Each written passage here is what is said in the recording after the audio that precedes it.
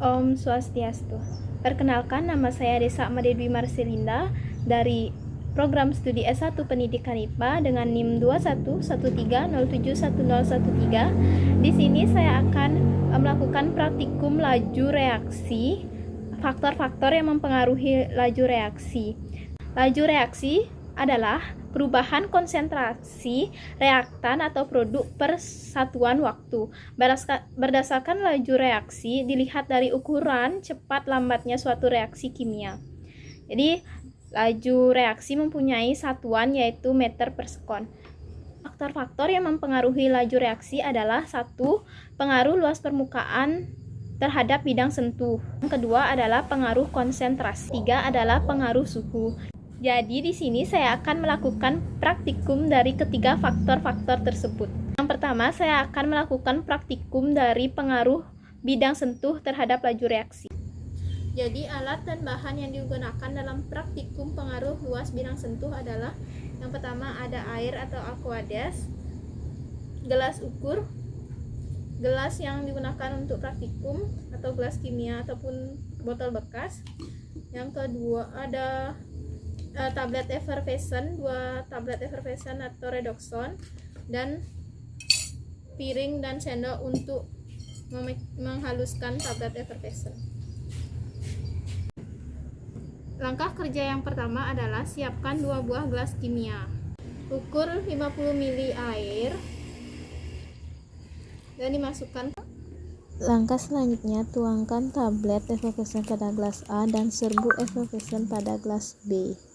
Selanjutnya, catatlah waktu untuk mengetahui cepat lambat larutnya tablet effervescent tersebut. Hasil pengamatan menunjukkan gelas A memerlukan waktu lebih lama untuk larut dalam air.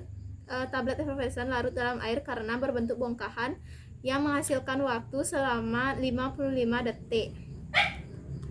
Sedangkan gelas B bentuk serbuk, tablet effervescent larut lebih cepat dengan menghabiskan waktu 43 detik. Jadi dapat disimpulkan luas permukaan sangat mempengaruhi dan berperan penting. Apabila semakin kecil luas permukaan bidang sentuh atau dalam bentuk serbuk, maka semakin kecil tumbukan yang terjadi antar partikel. Oleh karena itu laju reaksi pun semakin kecil. Sedangkan semakin besar luas permukaan bidang sentuh, maka semakin besar tumbukan yang terjadi antar partikel. Selanjutnya, tablet effervescent yang lebih cepat larut dalam air adalah tablet yang dalam bentuk serbuk daripada dalam bentuk kepingan yang menghasilkan waktu yang lebih banyak. Selanjutnya, praktikum yang kedua adalah praktikum pengaruh konsentrasi. Pengaruh konsentrasi ditandai dengan perubahan warna. Alat dan bahan yang diperlukan dalam praktikum kedua ini adalah stok larutan vitamin C atau vitasimin. Yang kedua ada stok larutan H2O2 atau hidrogen peroksida. Yang ketiga ada stok larutan kanji. Yang keempat ada iodin atau betadin. Yang kelima ada air atau aqueous. Selanjutnya ada 2 buah gelas bekas dan alat untuk mengukurnya. Yang pertama kita membuat larutan A, yaitu larutan vitamin C sebanyak 6 ml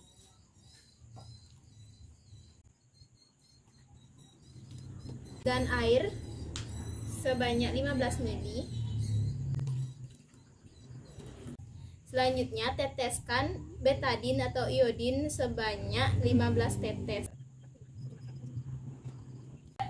Selanjutnya membuat larutan B, yaitu 15 ml air. Selanjutnya 6 ml larutan H2O2 atau hidrogen peroksida.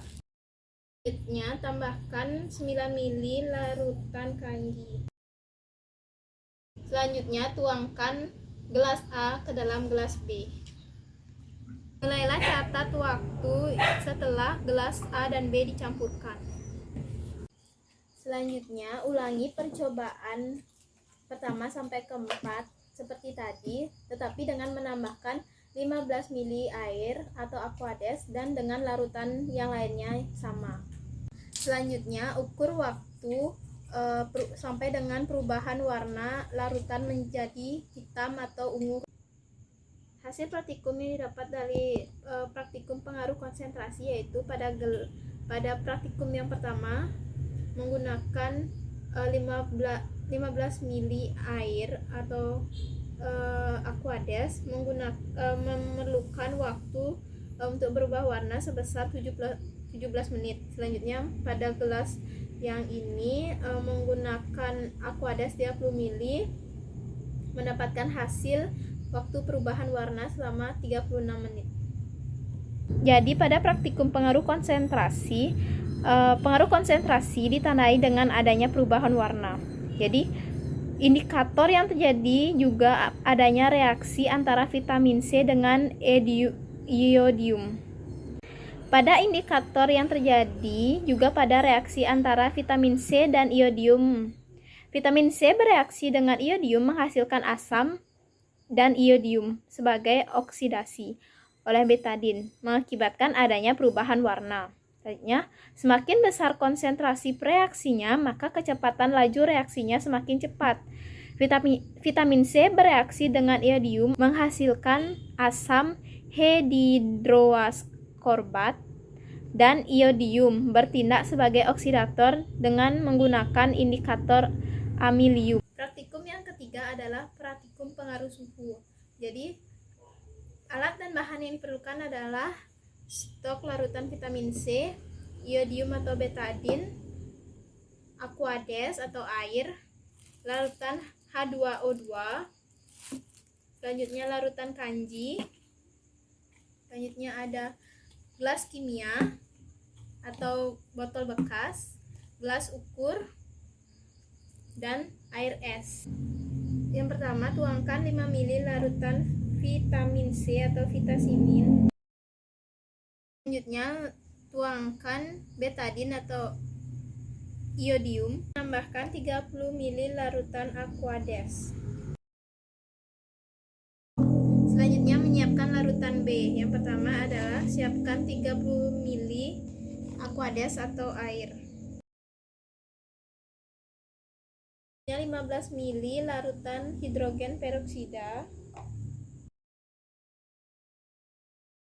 Tambahkan 3 ml larutan kanji. Selanjutnya, larutan A dan larutan B diletakkan dalam wadah yang sudah berisi air es. Setelah dingin, selanjutnya campurkan larutan A ke larutan B. Catat waktunya mulai dari saat dicampurkan sampai dengan adanya perubahan warna. Ulangi percobaan 1 sampai dengan 5 tanpa mengikuti percobaan nomor 3.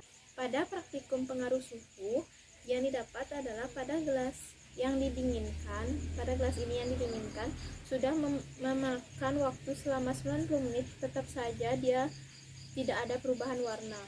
Selanjutnya, pada gelas yang tidak ada pendinginan atau dalam artian suhu kamar mengalami perubahan warna pada saat waktu ke 50 menit. Praktikum pengaruh suhu berbanding lurus dengan laju reaksi, yaitu kenaikan suhu mempercepat laju reaksi karena kenaikan suhu menyebabkan partikel semakin cepat.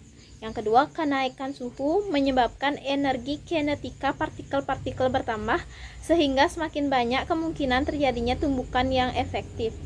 Dengan demikian, makin banyak partikel yang bereaksi dan semakin sebaliknya jika penurunan suhu. Maka dari itu, pada hasil data praktikum yang tadi, suhu kamar akan lebih cepat mengalami reaksi dan perubahan warna dibandingkan dengan suhu yang di bawah atau suhu 15 derajat Celcius seperti itu. Yaitu faktor-faktor yang mempengaruhi laju reaksi itu adalah pengaruh luas permukaan bidang sentuh. Jadi, luas permukaan sangat berpengaruh dan berperan penting. Apabila semakin kecil permukaan bidang sentuh, maka semakin kecil tumbukan yang terjadi antar partikel. Oleh sebab itu, laju reaksinya pun semakin kecil. Sedangkan semakin besar luas permukaan sentuh, maka semakin besar juga tumbukan yang terjadi antar partikel.